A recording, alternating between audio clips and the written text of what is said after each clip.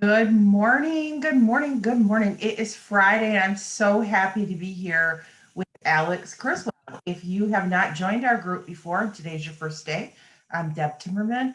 I'm a stress management strategist, resilience coach, and I work with people on all things stress related. And this group was kind of a collaboration between Five Lakes Wealth Management, Grow Business Today, and myself at lessstressinlife.com. And so all month long, we have been just bringing you little bits and pieces of things that some people find stressful around money, the home, relationships, all of that. So today, my guest is Alix Criswell, realtor extraordinaire. I absolutely love Alix because she's so easy to remember, very memorable with her beautiful smile. And her marketing tagline is so cool. It's Ask for Alix. I mean, how creative and simple is that? Welcome, my friend. Well, thank you so much, Deb. It's great to see you again, as always, and I'm super excited to be here today. So, talking about clutter, aren't we? Ooh. Yeah, and as I was thinking about this whole preparing for this today, was thinking about how our home is one of our biggest investments, right? I mean, it is the thing that we spend way a lot of our money on. How much, I mean, you probably know those statistics. Yeah, Tons. What's the average home price now in West Michigan? it's about 250,000 approximately. It depends on what area you're looking in. When I got into the business, we were talking more like 120,000 for the average sale price. So I got in when it was a buyer's market. I've been in the business for 11 years now. And boy, is it a strong seller's market in West Michigan. Ooh. I see you posting stuff's happening right off the page, isn't it? Gosh, that's Yes, kind of cool. absolutely. I think about the stress of like we just built a home last year and how much thought went into how we were designing it and how we were going to use the space and how we live. And what we were trying to do was kind of create this energy, the energy of us within our home so that we felt really comfortable here. And thank gosh that we did that because here we are spending, most of our time in home now because we're not getting out as much. So when you take buyers in or clients to a home, what what do they feel about being in and looking at homes? What do they share with you about the energy of the house? Well, I have found working with both buyers and sellers that decluttering a home is crucial. That is the least expensive thing that anybody can do to make their home resonate for potential buyers. So when they walk in and if it's cluttered, do they go, "Oh, stop, I don't even want to do this," because they can't imagine? Yeah, as a matter of fact, I remember showing a house that was wall to wall clutter. And it was, for me, clutter, this may seem strange, but when I walk into my home, because I've had issues with clutter as well, if I have clutter around, I feel like it's screaming at me. It is so distressing. So in one home in particular, clients and I were walking through it. There was clutter everywhere. I felt like, voices were screaming in my head. They felt the same way. It wasn't just me being weird, okay? Well, it's too much to take in, isn't it? I mean, It's too much. It was over. It was a mesh, emotional, mental overload to the point where we went through the house very quickly. And when we got outside, they said we couldn't even figure out how large the rooms were. We couldn't decide whether or not our furniture would fit in it, much less how we would actually live in the home. So yeah, that's a huge negative. And it may take a lot of time to declutter, but it is the least expensive thing that sellers can do. I saw someone post, I don't know whose Facebook page it was on, but a post about they were going to get ready to sell and downsize. So that's what we did. We downsized in it. So my husband was married before and his first wife passed away. And, Mhm. we met shortly after that and she was sick a long time. So he was anxious, start living. And there was lots of emotion connected to the stuff there. And the last thing I wanted to do was come in there as a new person in dad's life and start, getting rid of things. And we did that slowly over, God, maybe 4 years. Like we went through phases of Mhm. getting rid of stuff. And when we finally did decide, he decided he went out to cut the grass one day. We lived on 5 acres with a pond, and he got the lawnmower stuck. And he comes in the house and says, "We're getting the house ready. I'm done." And I'm like, "Whoa!" But he didn't share that with his kids. And one of the things that he asked me to do was just take care of it because he's busy. He doesn't, and he's one of those people that has no emotion attached to stuff. He always says it's just stuff. Whereas women, not so much, and family members, not so much. So as we started that process, it was painful because there are a lot of memories attached. So even when buyers don't see that, but sellers communicate that, don't they? When you walk in their home. Yes, yes, absolutely. Whenever I advise sellers, most of the time the home needs some sort of decluttering. And so I very kindly and gently explain that this is something that would really help their house show the best. I admit that my home has too much stuff in it myself. I struggle with clutter. I struggle with organization as well. I'll say, you know what, my kitchen counters are covered, but please remove everything but maybe two things in the kitchen. Again, because people need to be able to envision themselves in the home, and there has to be this sense of peace and calmness, serenity when they walk in. And bless their hearts, I had one client, a couple in particular, who were amazing. They spent a month. Every day they would come home from work, they would spend anywhere from a half hour to an hour and a half decluttering. They donated items, they had garage sales, they threw things out. And when I went to see them to take the listing, I looked around and I said, "Oh my goodness, it looks fabulous." And they said, "Well, why would we hire a professional and not listen to her advice?" Oh my. Well, I'm laughing. Bless them. I remember the declutter process. So I mentioned my hubby's a builder, and you know what? Collect stuff, right? I mean, he's not attached to stuff, but there were tools and lumber. And not only was the house full of all the personal contents, but we had a semi trailer that was his catch-all workshop, and the garage was full. We never parked our cars in the garage because it wasn't the right layout for how it works. I mean, now we have a huge garage attached to our house, and that's where all of his stuff is, and it works great. But he had parts and pieces, and um, I was grinning because I cannot tell you, we had a 4 yard dumpster in our yard because he'd collect his stuff. More economical to bring it and dump it together sometimes than it is to have a dumpster at every job site. And I can't tell you how many times that thing was mounted, and I just sit there and think, oh my gosh, we are like really in the landfills here. And we gave away a ton of stuff. We sold stuff, just like you said.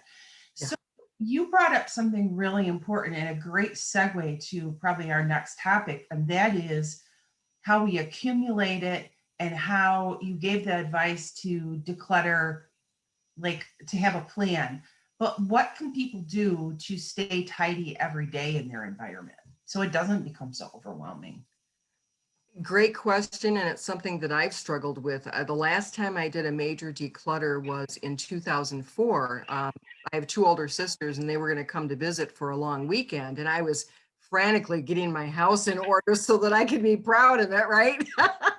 um, I think that happens a lot. We have a major something coming up, so we yeah. do this project. Exactly, exactly. Well, I started my own project October 2nd of 2020. I decided that I was sick and tired of having this to deal with. So I started doing my own decluttering. And as I'm going through my house, I'm also saying to myself, this boils down to habits and routines, Alex, things that need to be done every day. I have watched a couple of YouTubers that I've learned a lot from. One is the Minimal Mom. Her name is Dawn. She's over in Minnesota. She started their minimalism journey. I believe it's about 7 years ago now. I think it was 2014. And then nice young lady, Steph, the secret slob up in Canada, was using the fly lady method and was trying to get order to her home. Both of these ladies have young children, by the way. I mean, I'm single, I live alone. That's hard enough. But when you have a spouse and children around and all the stuff that goes along with that, it's crazy. So Steph, the secret slob, had taken the fly lady method, Marla Silly. She lives in either North or South Carolina. I read about her a long time ago. Really interesting lady. She also, as a young mom, was trying to bring order to her household. So I've taken the fly lady method, what the secret slob did to take that method and make it work for herself, and tidbits from the minimal mom that have really kept me going forward with my decluttering. So Monday through Friday, I do a little bit of house cleaning usually every morning, because realtors tend to be working in the afternoons, evenings, and weekends. I was so proud of myself. I actually did my Friday morning cleaning. Yes. So this way, the house gets cleaned throughout the week, not perfectly. Please understand that. This is something the fly lady would say. It doesn't have to be perfect. It has to be done. Huge. In addition, I pay attention to washing dishes each day. And obviously that's something that needs to be done at least once a day. And I'm doing laundry almost every day as well. One of these YouTubers talked about how when you keep up with your dishes, you don't need a lot of dishes. When you keep up with your laundry, you don't need so many clothes. And I'm finding that to be true. I'm using maybe half of my dishes. No, I'm not going to get rid of my 8+ place settings, okay? So yeah, it's habits and routines. It's something simple like walking into the home, whenever it is, stepping on the kitchen floor and I have dirt and snow on it. Clean it up right away. When I use something, put it away. When I'm doing a task, if it's a 10-step task, do it completely. Don't leave something undone. If it's for work, put everything back in the file folder, whether it's a physical file folder or an electronic one, put a follow-up date in the calendar and put it away. Do Like it. touch it once, be done with it. Oh yeah, touch it only once. True. Yeah, I'm a big fan of morning routine and exactly what you're describing. And I do that similarly. So when people come to me for stress, um, part of it is they feel very overwhelmed in their home. And just getting into those daily habits just kind of calms everything down. And yes, there are days where things don't go as planned. Like, so Alex and I were a few minutes getting late getting on today because we both had tech issues. So, I mean, there are always going to be hiccups and stuff, but I think like our home is a very open floor plan. So if the kitchen's a mess and I'm sitting in the living room, it's behind me, but I can't see it. But when I stand up and go, it takes the wind out of your sails. And it only takes 5 minutes if you just do it. Whereas if you let the dishes dry up and all the crap, becomes one the plate. Um, Absolutely. sure. um, so let's talk a little bit more about your declutter project. Yes. Anybody who's facing a big project, what would your recommendation be? Well, you already said a little bit, but how did you approach yours? For me, I wanted to have small wins from the beginning. So I literally started in my half bath that has just a little medicine cabinet. Remember those? And I don't have a lot of medicines. So I cleaned that all out, threw away a ton of expired things, by the way. Why the heck I need a bottle of 200 ibuprofen, I have no idea, right? So I did that. And then I worked up from there. I went to the full bathroom, the linen closet, the front entrance closet.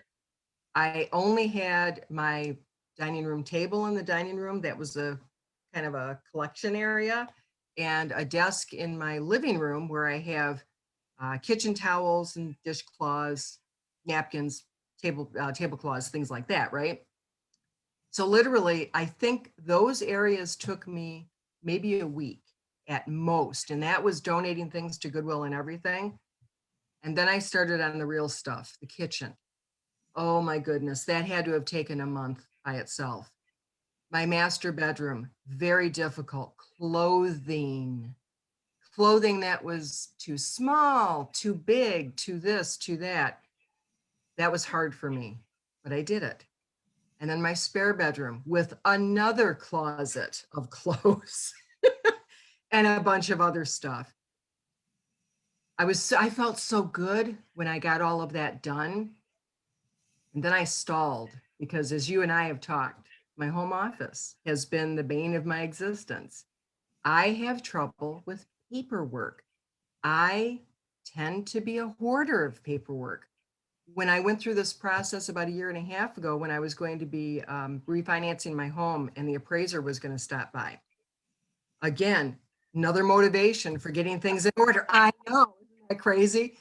So I was frantically going through paperwork from like old networking groups I had belonged to.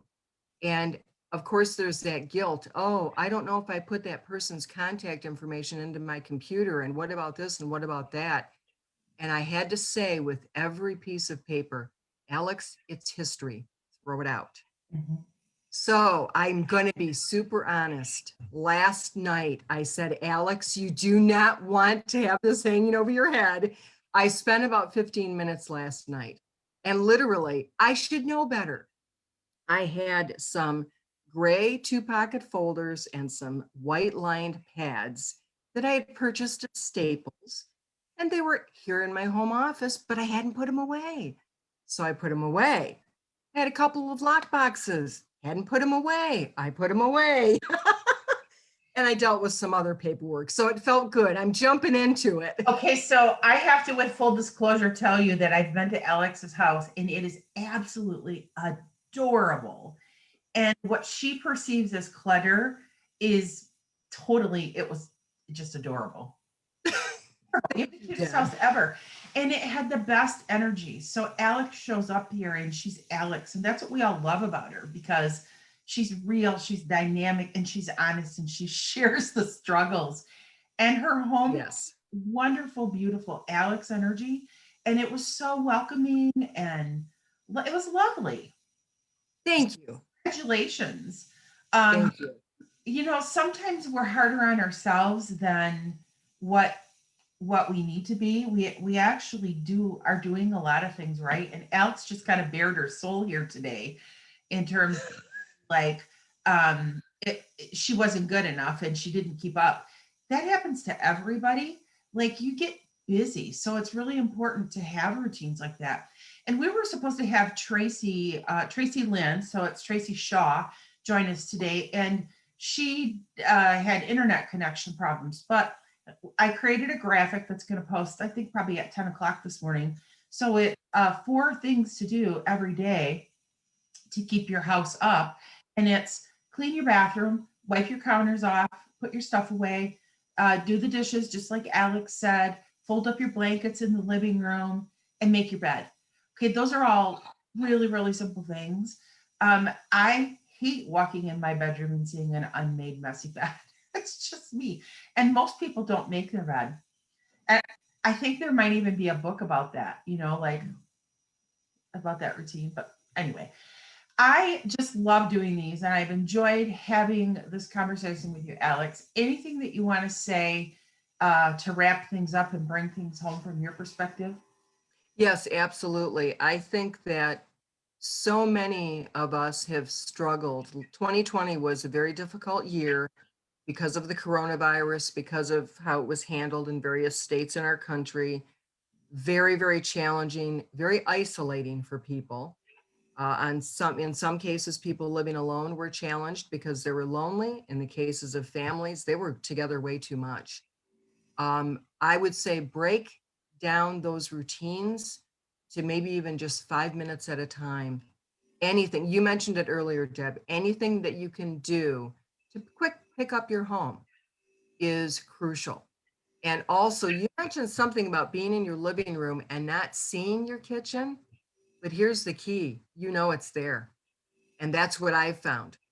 That clutter in my home, even when I'm out and about each day meeting with customers, it's in the back of my mind. I don't want it in my mind anymore. I want to be able to come home and see my entire home relatively clean, neat, and organized, because that will be peaceful and restorative to me. It sucks your energy, doesn't it? Oh, yes, it does. Energy sucker. And so, yeah, and part of the whole new way about stress management is really it's intelligent energy management and realizing what those things are that drain you and suck the life out of you. So what Alex just described, and you've got that little niggle and that hamster in the back of your head saying, Alex, go to the dish. Alex, Yeah. clean the bathroom. It's you can't focus on your business. So what I've seen through this declutter project as I've gotten to know you more is it increased your confidence and your focus is so much, you have great focus. It's Thank you. not here. So if you have a declutter project in the back of your head and that you're not doing, there are people who do decluttering and will help you with it. It's not the most economical way for you to do it, and you do have to be involved in the process because you're the one that ultimately has to make the decision to keep it, sell it, or give it away. So it is an active process, just like all the other parts of managing stress. You have to take action. So we are landing on just about the 30-minute mark, and this is longer than we normally go, but it's been so much fun. So we'll land this plane, and we will see you again sometime soon. Thanks, Alex, and have Wonderful. everybody. Thanks, Deb. Bye, everybody.